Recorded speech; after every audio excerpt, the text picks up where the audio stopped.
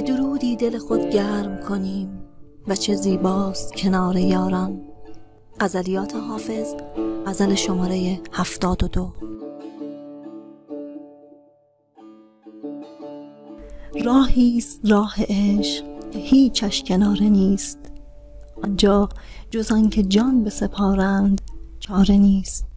هرگه که دل به عشق دهی خوش دمی بود، در کار خیر حاجت هیچ استخاره نیست.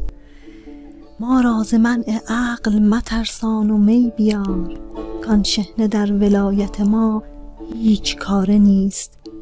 از چشم خود بپرس که ما را که می کشد، جانا گناه طالع و جرم ستاره نیست.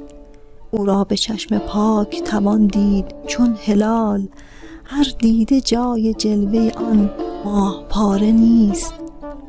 فرصت شمر طریقه رندی که این نشان، چون راه گنج بر همه کس آشکاره نیست.